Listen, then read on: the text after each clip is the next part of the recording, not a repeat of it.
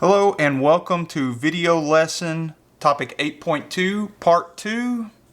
Today we're going to be doing a couple examples and I'm probably going to add one more just so I can help you get the hang of doing this. If you missed the first part of this video lesson 8.2 part 1, you need to go back and watch that because we're going to add to it with part 2 obviously. If you hear my dogs, just ignore them. I'm doing this live at home. Also, I think my neighbor is mowing his yard, so hopefully you all can't hear that. Example 3 is where we're going to be starting. Example 1 and 2 are covered in part 1. You'll notice example 3 is going to be different because it has a 30, 60, and 90 degree angle instead of a 45, 45, 90 degree angle. These still add up to give me 180. Because 60 plus 30 is 90, plus 90 more is 180, and there's 180 degrees in triangles. And we're going to be using the properties from Theorem 8.6, which is on the back of your topic paper, or if you're looking at the PDF online, it would be the second page of that PDF document. The difference is the side opposite to 30 is going to be S, it's your shortest side. The other leg opposite to 60 is going to be S root 3, and the hypotenuse this time is going to be 2S. So that allows us to set up 3 different equations. You can also use this. The hypotenuse is 2 times the shorter leg. The longer leg is square root of 3 times the shorter leg. These are essentially going to be the same. So to work on example 3, I'm going to start by drawing the reference triangle.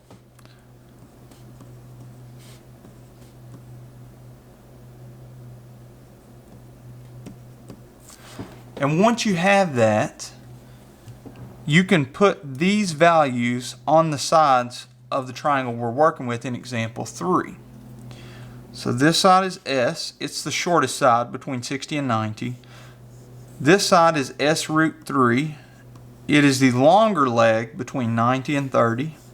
And then the hypotenuse is going to be 2S. The directions say find the value of each variable. So we're looking for variable D and variable F. Now in this instance, we're given the side length of 5.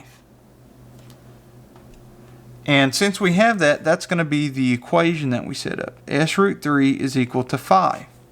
Now unfortunately, we don't have what S is just yet, but that's what we're going to work toward. So to get rid of multiplying by the square root of 3 to get S by itself, we're going to divide by the square root of 3 on both sides of the equation. That gives us S is equal to 5 over the square root of 3. Now in part 1 of this lesson, we talked about rationalizing the denominator, which means you're not allowed to have a square root in the denominator, so we're going to get rid of that. And the way we do that is multiplying by that denominator. And what's going to happen is, in the numerator, or top of our fraction, 5 is going to multiply by root 3. And in the denominator, the square root of 3 times the square root of 3 is just 3. Essentially, the square roots cancel out because 3 times 3 is 9. And if you take the square root of 9, you get 3. Now we have what S is equal to. We can substitute that in times 2. And D is just going to be whatever S was in this case. So D is equal to 5 root 3 over 3. And that part is finished. F is 2 times this value. So 2 times 5 is 10. I'll go ahead and write it out here for you so you'll see it. But 2 times 5 is 10. So that would be 10 root 3 over 3. And those would be your 2 answers. D equals 5 root 3 over 3. F equals 10 root 3 over, whoops, I made a mistake here. That should have been 3. So example 3 is complete. Example 4, on this one, it says find the length of S and of each side up to the nearest tenth. So if this side is S and this piece is half S, then that means this is an equilateral triangle. All the sides are going to be S here. So this is a 30, 60, 90 degree triangle. You got a 90 and a 60 degree angle, which means the other angle has to be 30. So let's first work with just this piece. And our reference triangle would look like this. And once you have that, I like to label, you know what, let's change this variable. Let's make it an x because this already has an s and that seems really confusing. Now once you have that, label your sides as x,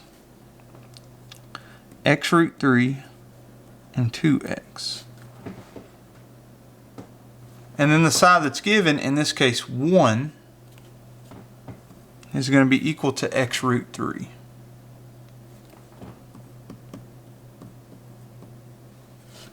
And then you're going to solve this just like example 3 and substitute in.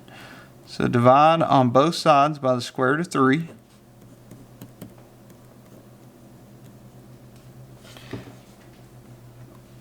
We have to rationalize the denominator again by getting rid of the square root out of the denominator. And we'll get x is equal to the square root of 3, because 1 times root 3 is just root 3. And then square root of 3 times the square root of 3 is just 3.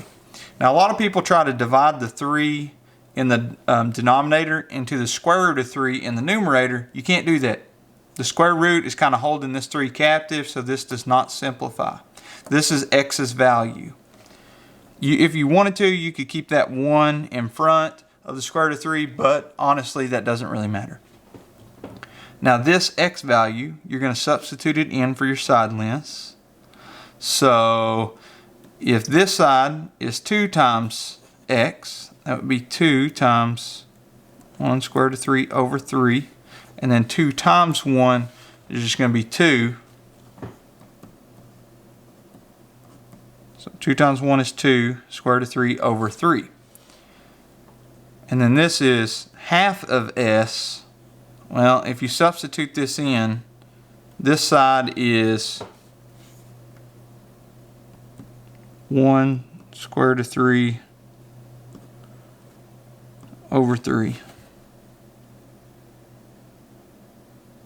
If you're looking for the lengths of each side, well, they're all going to be the same value of s, because this is halfway across, so that's why it says half s. And this would be half s, which gives you the full length of s. In other words, all sides equal 2 root 3 over 3. I think we'll do one more example, just so that you know you have more. More is better, right? So let's do that. By the way, if you wanted the decimal form on here, you could have said, stick that in the calculator, that's approximately 1.2 meters. Alright, last example I'll just do here in the collaborative section, and I'll show you 2 different ways to solve it. Let's say, for instance, that we had a 30, 60, 90 degree triangle. And the side lengths were hypotenuse of 8. The shortest side is 4. And we're going to solve for the longest side. Let's just call it R. Well, the reference triangle looks like this.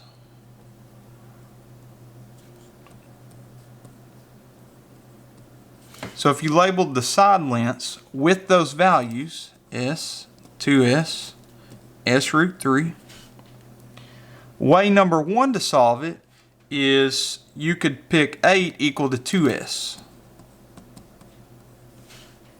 And then you would divide on both sides by 2. And you would get s is equal to 4. Which means if r is s root 3, replace the s with 4. R would equal 4 root 3. The second way to solve it, we'll call that way number 1. Way number 2 would be you could set s equal to 4 since you have that side. And now you've already solved for s, so you replace this s with 4 and you get 4 root 3. If you guys got comments or questions, just leave them in the comments. If I can't or I don't get back to you on there, feel free to shoot me a remind text, or you can email me, or you can leave a reply to the assignment on Google Classroom and I can respond there.